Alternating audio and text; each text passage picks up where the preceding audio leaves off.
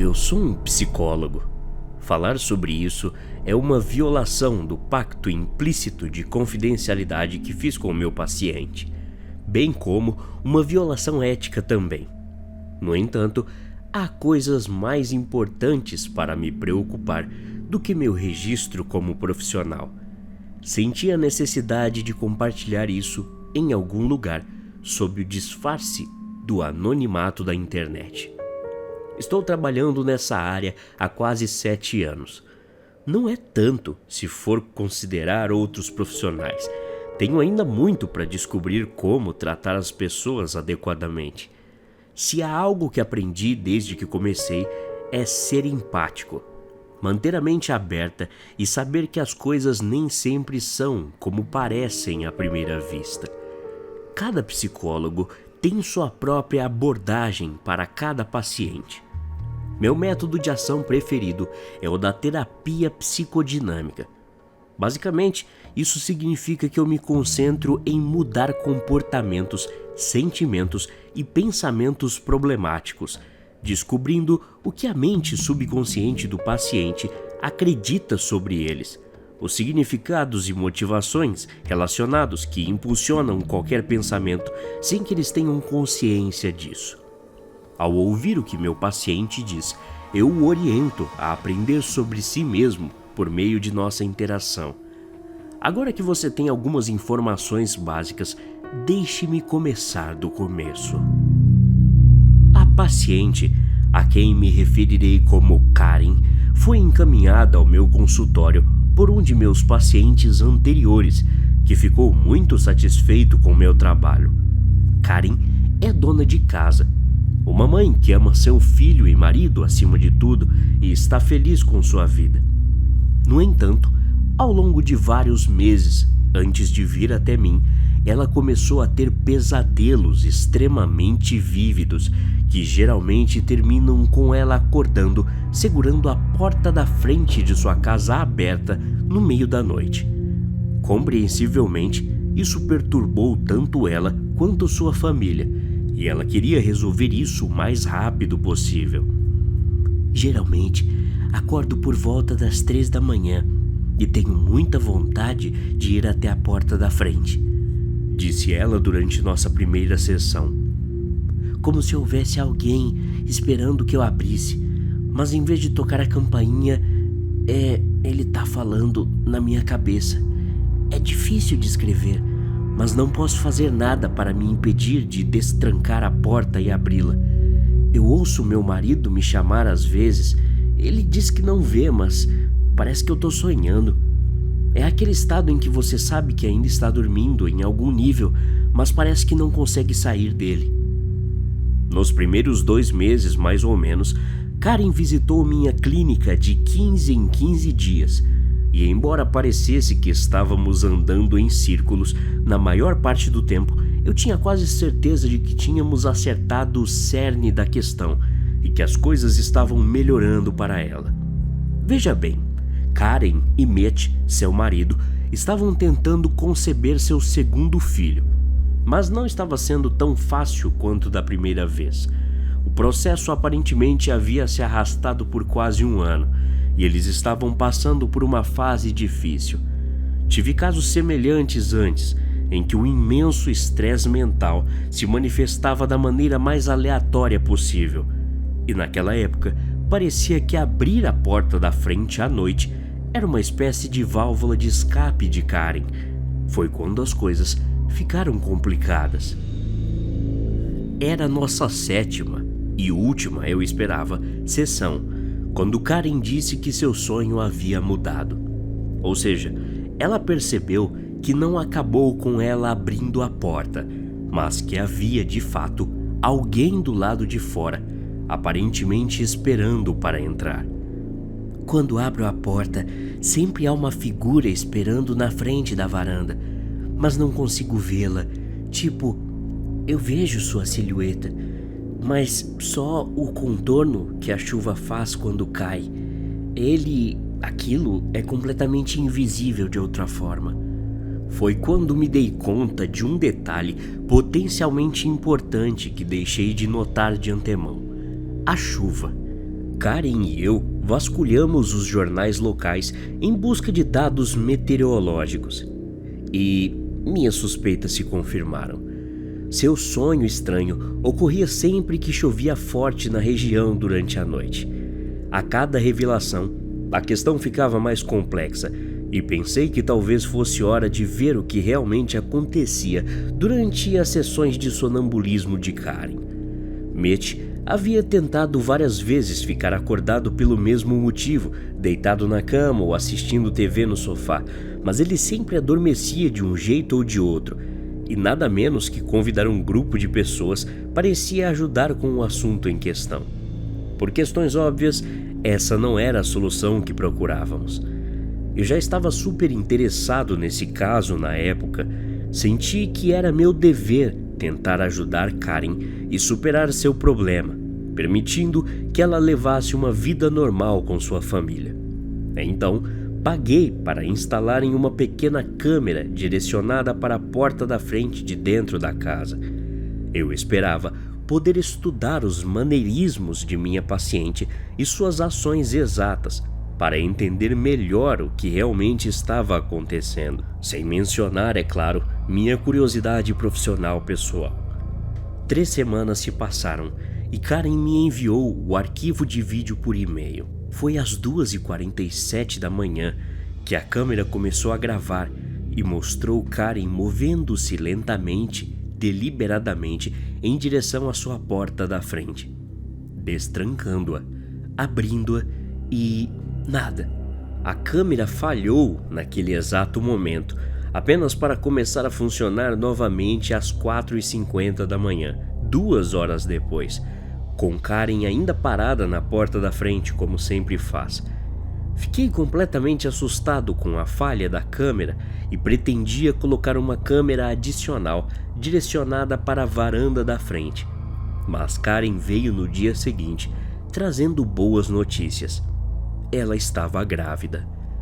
O casal estava muito feliz. E isso me deixou complacente. Vê-los relaxados e felizes dissipou minhas suspeitas, e naquele momento eu tinha certeza de que os problemas de Karen parariam tão abruptamente quanto haviam começado. 2 meses depois, Karen visitou meu consultório completamente sem avisar, trazendo más notícias. Até aquele momento, seus episódios e sonhos haviam parado completamente, mas não durou muito. Mitch acordou cedo uma manhã e encontrou Karen chorando na porta da frente, parada em uma pequena poça de sangue escura e viscosa. Depois, ela ficou histérica e violenta por 2 dias antes de finalmente acordar. Desnecessário dizer que sua família deve ter ficado completamente apavorada naquela época. Mas o que Karen passou, com certeza foi completamente impensável. Ela me pediu ajuda mais uma vez, dessa vez dizendo que tinha ouvido falar de uma terapia chamada TMR e que queria que experimentássemos. TMR significa Terapia de Memória Recuperada e é um termo usado para descrever a recordação de uma memória reprimida induzida artificialmente. Essencialmente, o que essa técnica faz é induzir as pessoas a se lembrarem de coisas que suas mentes praticamente apagaram da memória por ter sido algo traumático ou desnecessário para a mente. Sendo quase totalmente inexperiente nesse assunto, pedi permissão a Karen para trazer uma colega minha, Jen, especialista em hipnoterapia, para a próxima sessão, para que pudéssemos tentar descobrir o que realmente acontecia quando Karen abria a porta à noite. Particularmente, eu não acreditava muito na prática de TMR até aquele momento. É uma prática altamente contestada, que muitos psicólogos tentam refutar, e embora eu não fosse tão cético, tentava evitá-la em minhas consultas. Karen pediu especificadamente por isso, então liguei para Jen e informei-a sobre a situação da melhor maneira possível. No dia seguinte, levei Karen ao consultório de Jen e a sessão começou. Em cerca de meia hora, Jen começou com a hipnose e Karen logo estava falando o que pensava sobre a situação em questão. Estou acordada agora. Meus olhos estão abertos. Não estou sonhando. Sei que não estou sonhando. Há uma voz na minha cabeça. Não é minha. Está falando, mas não entendo o que está dizendo. Eu sei o que ele quer. Estou me levantando da cama, devagar. Não quero acordar Mitch. Definitivamente não. Eu preciso ficar quieta, muito quieta. Muito, muito quieta. Nesse ponto, sua conversa se transformou em um grito, mas Jean rapidamente a acalmou e perguntou onde ela estava e o que estava fazendo. Estou segurando a maçaneta, segurando a chave. Meu marido e filho ainda estão dormindo, então ficarei bem quieta. A voz está me fazendo ficar quieta e eu não consigo dizer não para a voz. Eu e até a própria Jean, especialista naquilo, ficamos assustados ao ouvir essas coisas. Foi assustador, realmente, mas a pior parte ainda estava por vir. Nós compartilhamos um olhar preocupado antes de Jean pedir a Karen para abrir a porta da frente e descrever o que ela vê. Ele não é invisível, Karen disse. Os olhos dela se arregalaram em confusão e descrença, e ela então começou a tremer violentamente. Eu pulei para contê-la quando ela começou a gritar. Era tão dolorosamente alta sua voz, quase desumana. Imagine uma mulher adulta gritando a plenos pulmões como um animal ferido. Com uma força inesperada, ela me empurrou e bati com a cabeça na mesinha de centro próxima. Me faz esquecer, seu desgraçado. Está me ouvindo? Me faça esquecer de tudo. Aterrorizada, Jean tentou chamar a polícia, mas Karen deu um pulo e agarrou um lápis afiado que estava sobre a mesa, segurando-o perto do pescoço. Não toque no telefone. Por favor, desfaça isso que você fez. Me faz esquecer dessa merda ou eu me mato aqui e agora. Agora mesmo. O tom de sua voz variou descontroladamente e inesperadamente, de uma forma que não quero ouvir nunca mais. Com certeza, Jean hipnotizou Karen mais uma vez, para ela esquecer toda a confusão. Mas antes disso, Karen nos fez jurar que não chamaríamos a polícia nem contaríamos a seu marido nada sobre o que aconteceu. Levei alguns pontos na cabeça cerca de 1 hora depois na clínica local, onde menti sobre o contexto exato do que aconteceu. Falei que caí sozinho acidentalmente. Jean também não disse nada e, quase meio ano depois, Karen, Mitch e seu filho estão levando uma vida suburbana tão feliz como qualquer outra. Não ouvi mais visitas noturnas na chuva e ela ainda liga às vezes para saber como estou. Eu sei a verdade, porém. Estou absolutamente apavorado. Há apenas 1 hora atrás, examinei novamente a gravação que Karen me enviou por e-mail, só que dessa vez quadro a quadro, bem em câmera lenta, e no último frame, antes da câmera desligar, captou algo acontecendo muito rapidamente em milissegundos, um borrão. Algo estava parado na frente da porta. Então percebi. Não eram pesadelos que ela estava tendo. Era tudo real. O que quer que estivesse do lado de fora não era invisível. Sua mente simplesmente bloqueou tão completamente que ela não conseguia nem registrar o que estava vendo. Uma criatura enorme, um borrão que a despiu e enfiou seus tentáculos na virilha da mulher, realizando o sonho dela de uma maneira não tão agradável.